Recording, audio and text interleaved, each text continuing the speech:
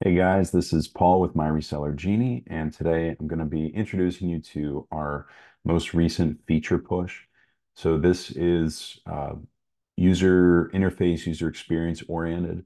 The goal is to make Genie even more useful, uh, easier to use, and it's based on the feedback that we get from you all. So thanks for reaching out to us, letting us know what you like, what you don't like.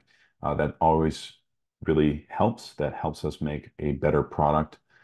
So please keep doing that.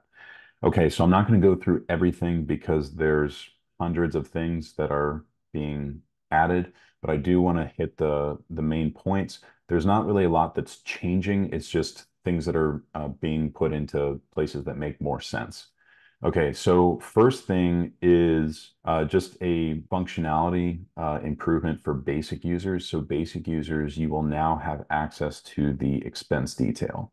So you'll be able to track your expenses manually, or you can upload them. So you won't be able to integrate your bank, but you will be able to track those expenses when previously you could not on the basic plan. Okay, next up is I'm going to just trigger one of these pop-ups. So there's going to be pop-ups with helpful instructions and information.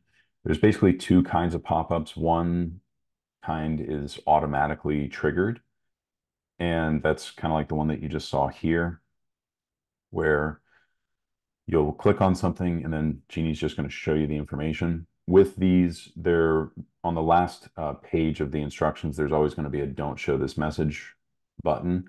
So if you've read it, you feel comfortable with it, then click on that and hit X and it won't show you again. There's also manual pop-ups. So on some forms like report sale form, for example, you'll see an icon in the bottom left.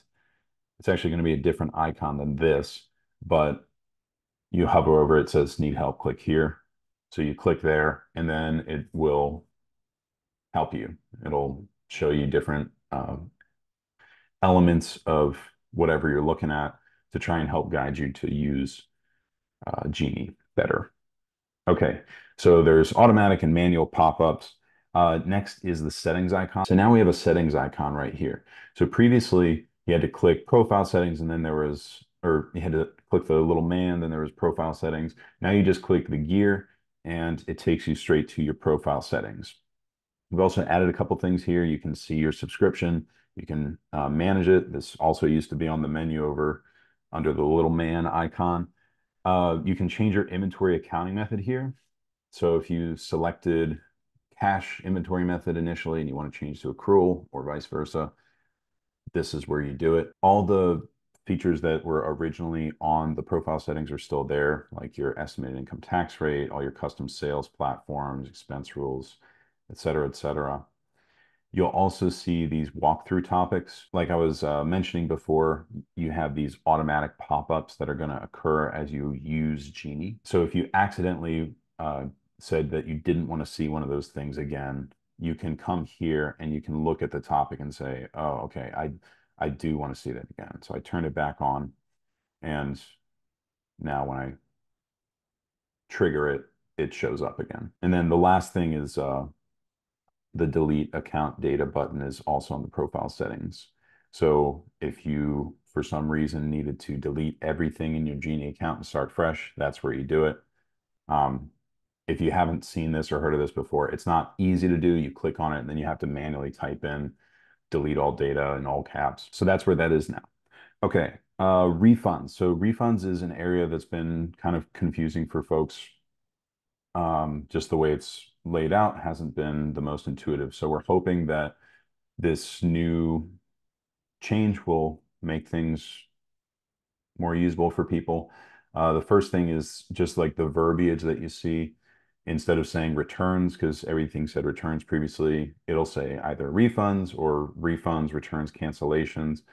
Basically, all those transactions are getting lumped into one for accounting purposes, but we're getting the verbiage to where it's hopefully less confusing.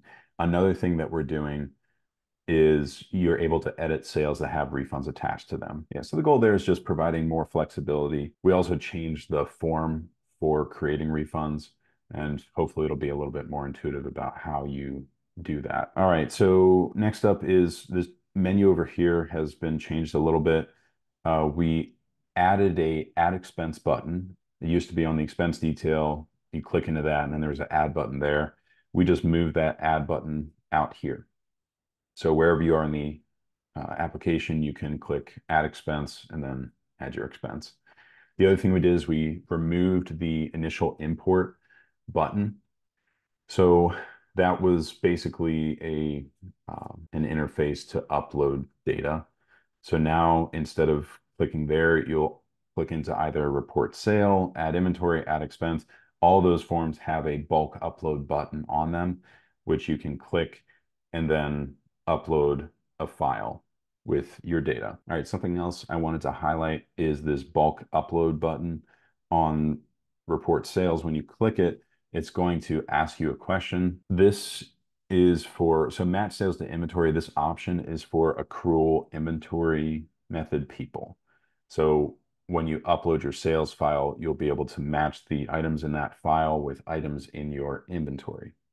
Now, this is only available to Ultimate users. Still, we had this feature before. It was only for Ultimate users, but now it's just a little bit more guided. So I wanted to highlight that for you and just kind of explain what this question was all about. And then I want to talk about the pending inventory. So unfortunately, I don't have duplicates here, so I can show you this feature in process, but we added a SKU checker to our duplicate inventory checker. So previously, we would only look at the item title to see if it was potentially a duplicate. Now we look at the SKU as well. So if you have unique SKUs for your inventory, then when you relist it and your title is different than what's in Genie, you'll be able to spot that duplicate by the SKU now. The other thing is you can now reduce how many items you look at. So previously in this inventory import screen, it would only show you all of the outstanding items.